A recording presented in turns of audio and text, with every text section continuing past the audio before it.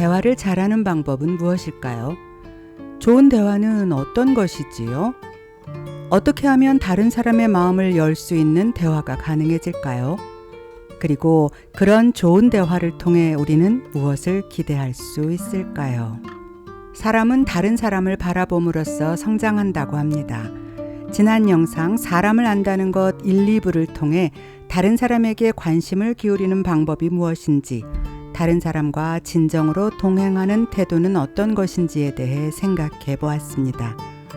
이 책 사람을 안다는 것에는 사람과의 관계를 이해하고 발전시키는 것에 대해 많은 기억할 만한 내용이 들어 있습니다. 그러나 제가 이 책을 읽으면서 책의 전체적인 내용을 현실에 적용시켰을 때 정말 바로 지금 꼭 필요한 것은 이것이다 하는 부분이 있었습니다. 그래서 이번 영상에서는 이 부분을 따로 꺼내서 하나의 독립된 컨텐츠로 만들어 보기로 했습니다. 여기는 책과 이야기가 있는 돌다리 동네 책방입니다. 오늘 이야기 나눌 내용은 실제적인 대화의 기술입니다. 대화의 기술은 사람과의 관계에 있어서 아주 중요한 것입니다. 그런데 이 책에서 말하는 대화의 기술이란 단순히 유창하게 말을 잘하는 것이 아닙니다. 매끄러운 말투와 세련된 흐름으로 유창하게 말을 잘하는 사람은 분명 매력적인 대상이지만 진정한 대화를 이끌어낼 수 있는 사람은 아닙니다. 실제로 말을 아주 잘하는 사람 앞에서는 스스로 위축되고 오히려 하고 싶었던 말을 제대로 하지 못하게 되는 경우가 있지 않나요? 재미있는 이야기를 할 줄 아는 사람 역시 대화를 잘하는 사람이라고 하기에는 어렵습니다. 그 사람은 흥미로운 이야기꾼임에는 틀림없지만 말이지요. 그렇다면 다양한 주제에 대해 날카로운 통찰력을 가지고 감명 깊게 자신의 지식을 잘 전달하는 사람은 어떨까요? 이런 사람은 강연자로서는 훌륭할 수 있으나 이 역시 좋은 대화자라고 하기는 어렵습니다. 저자는 훌륭한 대화자는 서로를 이해시키는 상호 탐색을 유능하게 이끄는 사람이라고 말합니다. 서로에 대해 적절한 호기심을 가지고 상대방으로 하여금 자신의 이야기를 편하게 할 수 있도록 분위기를 만들어 나갈 줄 알며 의견의 차이가 있는 상대방과도 싸움이 아닌 차분한 생각을 나눌 수 있는 대화. 이것이 좋은 대화이고 좋은 대화를 하기 위해서는 기술이 필요합니다. 그리고 우리는 그 기술을 배우고 연습해야 합니다. 우선 좋은 대화라는 주제에 대해 이해하기 위해 우리는 좋은 대화가 무엇인가 하는 것에 대해 좀 더 정리해 볼 필요가 있습니다. 좋은 대화란 한 무리의 사람들이 각자 서로를 향해서 자기가 하고 싶은 말을 줄줄이 해대는 것이 아닙니다. 좋은 대화란 대화를 나누는 사람들이 공동으로 무언가를 탐구하는 행위입니다. 예를 들면 이런 식이지요. 누군가 아직 완성되지 않은 자신의 생각을 말한다. 다른 사람이 그 생각의 핵심을 읽어서 그 이야기를 이어나간다. 자신의 기억을 떠올리며 이에 맞는 어떤 관점을 제시한다. 상대방의 피드백이 이어진다. 여기에서 알 수 있듯이 좋은 대화는 상대방이 이전에 미처 생각하지 못했던 부분을 떠올릴 수 있도록 자극하는 대화이며, 그렇기 때문에 좋은 대화는 한 사람에게서 시작해서 다른 사람에게서 끝나는 것입니다. 이 책에서 저자는 좋은 대화를 나누는 10가지 기술에 대해 상세히 알려주고 있습니다. 좋은 대화를 나누는 방법을 알기 위해서, 그리고 그것을 연습해서 실제 잘 쓸 수 있기 위해서 이제부터 저자가 알려주는 10가지 기술을 하나씩 알아보려고 합니다. 1. 주의를 100% 기울여라. 사람이 말을 할 때는 평균적으로 1분에 120에서 150개 정도의 단어를 말하는데 듣는 사람의 뇌가 처리하기에 이것은 너무 많은 데이터입니다.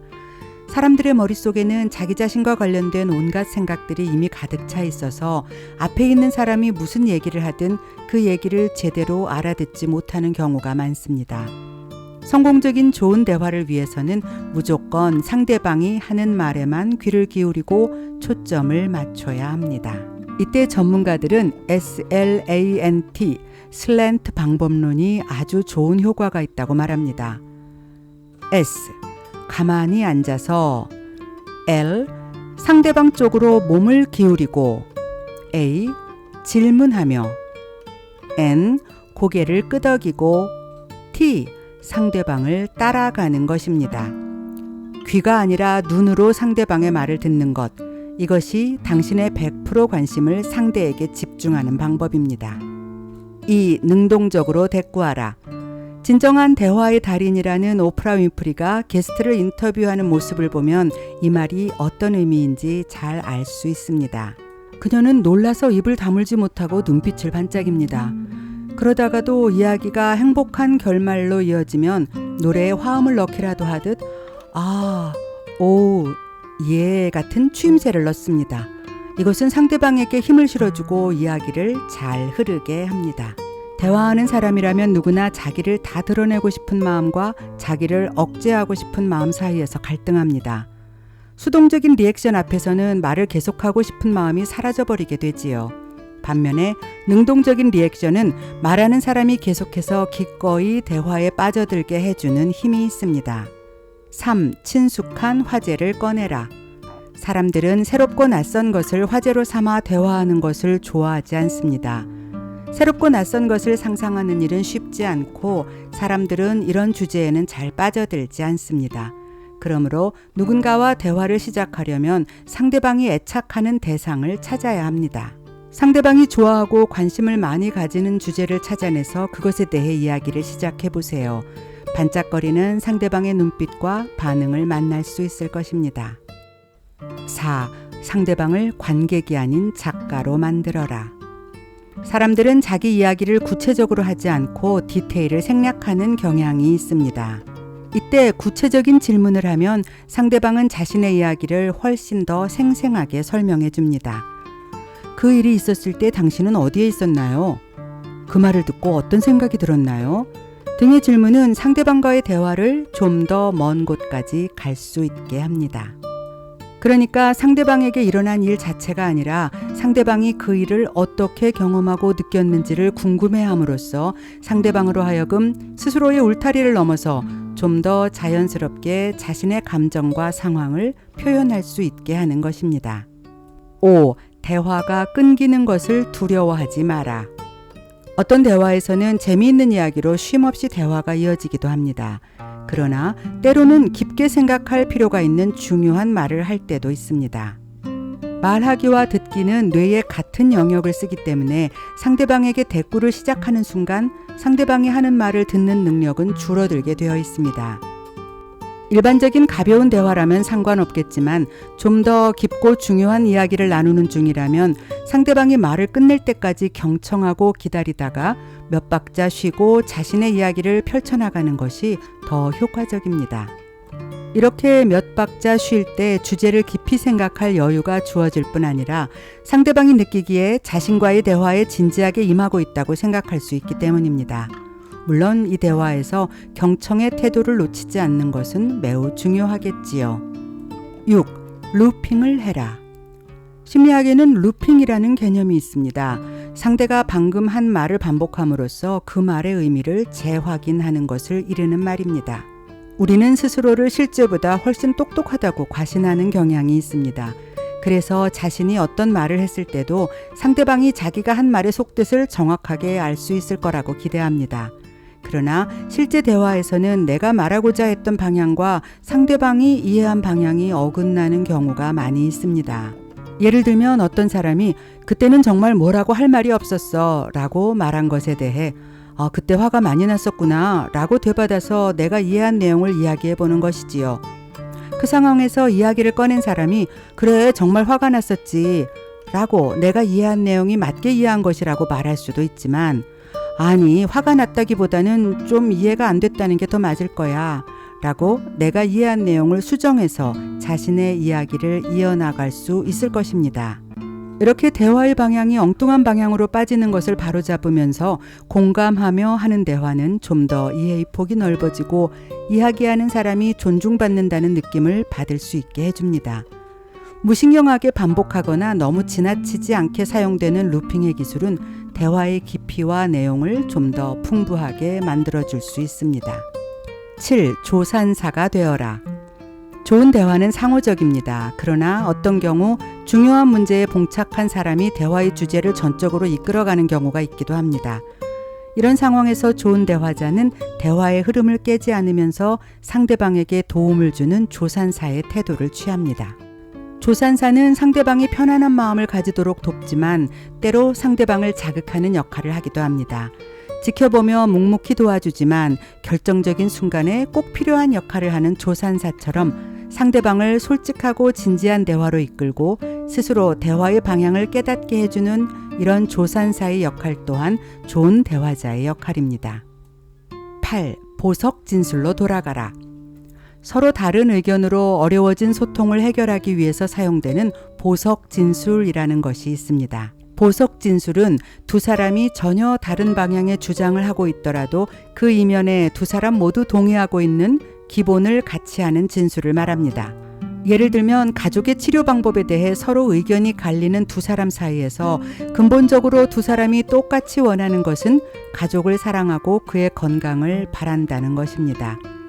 의견이 갈려서 갈등하는 와중이라도 두 사람이 이런 근본적인 보석 진술로 다시 돌아가 볼 수 있다면 이 두 사람은 관계를 깨뜨리지 않고 합의점을 찾아 나가는 좋은 대화를 할 수 있게 됩니다. 9. 드러나지 않은 차이를 찾아라. 사람들이 자기의 주장을 내세우며 갈등 상황에 이를 때 그 갈등 상태에서 계속해서 자기 주장을 반복하는 것은 대화의 진행에 도움을 주지 않습니다. 이 경우 우리가 의견이 갈리는 진짜 이유가 무엇일까? 표면적인 이야기 말고 그 아래에 놓인 근본적인 가치관의 차이는 뭘까? 라고 묻는다면 전혀 의외의 길이 나타날 수도 있습니다. 의견 차이 아래에 놓여있는 다른 차원의 차이를 찾는다는 것은 대화의 당사자가 그 의견을 가지게 된 뿌리를 들여다보는 것입니다. 자기 주장을 앵무새처럼 되풀이하는 것이 아니라 서로에게서 보다 깊은 이야기를 이끌어낼 수 있는 것이지요. 이것은 상대방의 경험일 수도 있고 미처 알지 못했던 어떤 상황 때문일 수도 있습니다. 좋은 자동차를 사고 싶어 하는 남편과 그런 지출이 불필요하다고 주장하는 아내가 계속 같은 이야기로 자기의 주장을 한다면 대화는 계속해서 겉돌기만 할 것입니다.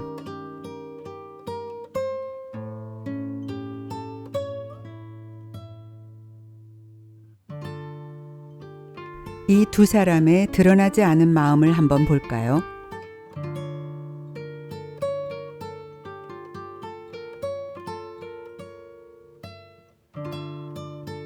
이렇게 서로의 표면적인 주장 그 아래에 깔려있는 또 다른 내면을 들여다보는 것은 상대방이 왜 지금 이 주장을 하게 된 것인지를 다시 한번 생각하게 하는 좋은 방법이 됩니다. 10. 상대의 말에 숟가락을 얹지 마라. 어떤 사람이 자신의 고민을 이야기하고 있는 중에 상대방이 불쑥 자신의 이야기를 꺼내며 대꾸하는 것은 대화에 전혀 도움이 되지 않습니다.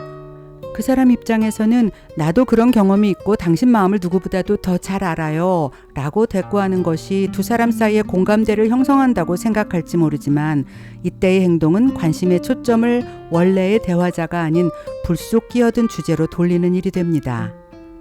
요즘 아이가 학교에서 잘 어울리지 못하는지 집에 오면 표정이 어두워 보여서 걱정이 많이 되네 라는 말에 그래 맞아 우리 딸도 얼마 전에 친구와 문제가 있었다고 고민을 하던데 내가 보기에는 그 친구가 영 질이 안 좋은 아이 같아서 속이 상하더라고. 도대체 왜 요즘 아이들은 그렇게 무례하고 자기중심적인지 가정에서 뭘 배우는지 모르겠어. 이렇게 말한다면 처음 말을 꺼낸 사람의 입장에서는 진지하게 꺼낸 자기의 이야기는 어디로 날아가 버리고 상대방의 하소연을 들어야 하는 처지가 되어버린 것 같아서 더 이상 대화를 이어나가고 싶지 않아지겠지요. 상대방과 좋은 대화를 이어나가고 싶다면 자기 이야기를 하기 전에 먼저 진득하게 앉아서 상대방이 하는 말에 귀를 기울여야 합니다. 이상의 10가지 대화의 기술만 제대로 연습해도 대화는 훨씬 긍정적이고 좋은 분위기로 이끌어질 것입니다. 이것이 사람을 안다는 것에서 대화가 가지는 중요함입니다. 사람을 알기 위한 가장 필요하고 중요한 대화. 보다 발전된 사람과의 관계를 만들어 나갈 수 있는 방법이 좋은 대화라는 것을 기억할 필요가 있지 않을까요?